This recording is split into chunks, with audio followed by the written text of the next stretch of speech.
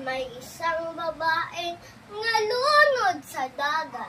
Sinagip ng Diyos sa malaking habag. Kay lungkot na palad at ng matauhan, ang unang hinanap ay isang bunsot na wawalang anak. Sa nilakad-lakad sa gubat na pasok, may isang kastilang.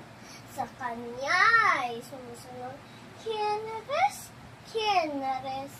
Ang tanong sa kanyang lipos ng pag-irog, ngunit ang babae ay hindi sumagot. Sa loob ng gubat, may isa pang tao na sinundan siya. Siya ay si Nino. "Who are you? Who are you?" Anang natatanong na Amerikano. Hindi rin kumibo ang babaeng ito. Pagtawid sa batis, siya'y nakakita ng isang Tagalog. Ang sabi sa kanya, "Sino ka?